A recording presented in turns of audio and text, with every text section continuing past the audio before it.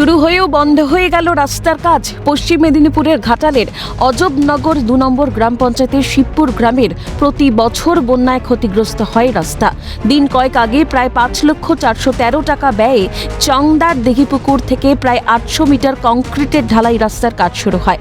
সেই মতো রাস্তার উপর বালি ফেলে কাজ শুরু করা হয়। অভিযোগ, রাস্তার কাজ সম্পূর্ণ ঢালাই না করে ঠিকাদার অর্ধেক কাজ করে চলে যায়। গ্রামবাসীরা জিজ্ঞাসা করলে বলা হয় সে কাজ সম্পূর্ণ হয়ে গেছে। এদিকে রাস্তার কাজের বোর্ড লাগাতে গেলে বাসিন্দারা তা তুলে নিয়ে চলে যায়। অভিযোগ, অর্ধেক কাজ করে পুরো কাজের খতিয়ান লেখা বোর্ড লাগানো হচ্ছিল। ওই রাস্তাটা পুরোটাই লেখা আছে যে ওইটা পুরোটাই রাস্তা, কিন্তু ওইটা রাস্তাটা পুরো রাস্তায় ড্রেসিং হয়ে বা যেটা প্রাথমিক কাজ সেটা হয়ে বাকি তারপর বলছে না এটা 500 ফুট ঢালাই হবে, হাফ রাস্তা ঢালাই হবে, হাফ হবে না, টাকা নেই, ওই টাকাই বেরিয়েছে। এবারে ভেঙে দেওয়ার পরে মাল মশলা সবকিছু টাকা ঢালাই হয়ে গেলে পড়ে গেল, ঢালতে লেগে পড়লো, লেগে পড়ার পরে বলছে আর ঢালাইটা হবে না, এখান থেকে সব গুলিয়ে পালিয়ে। তবে এই বিষয়ে অজবনগর 2 নম্বর গ্রাম পঞ্চায়েতের উপপ্রধান আশিস রায়ের সাফাই, যতটুকু টাকা ছিল সেই মতো কাজ হয়েছে। বোর্ডে যাই লেখা থাক, যেখানে টাকা শেষ সেখানেই রাস্তার কাজও শেষ। চংদার দিঘি থেকে ময়রাপুর পর্যন্ত আমার টাকাটা যেটা আছে আমি সেই পর্যন্ত যাব, যত খুশি লেখা থাকতে পারে, এইটা অর্থটা বুঝতে হবে।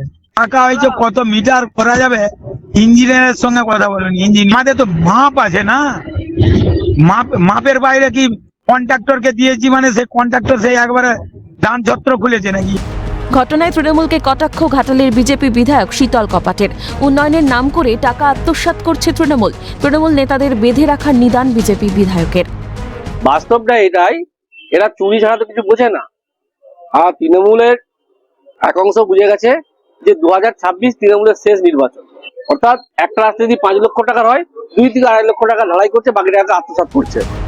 রাস্তা অনুসারে টাকা কম বরাদ্দ হয়েছে, সেই কারণেই রাস্তা ঢালাই সম্পূর্ণ হচ্ছে না। রাস্তার কাজ সম্পূর্ণ করার আশ্বাস ঘাটাল পঞ্চায়েত সমিতির সহ সভাপতি বিকাশ করের।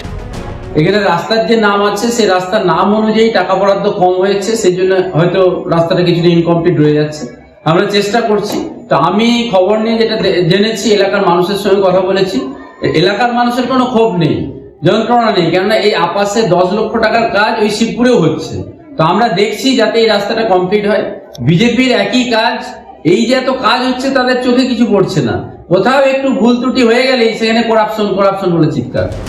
রাস্তার কাজের জন্য কি সত্যিই কম টাকা বরাদ্দ হয়েছিল, নাকি সেই টাকাও কারো পকেটে ঢুকেছে, থাকছে প্রশ্ন। পশ্চিম মেদিনীপুর থেকে অভিষেক চক্রবর্তী রিপোর্ট, ক্যালকাটা নিউজ।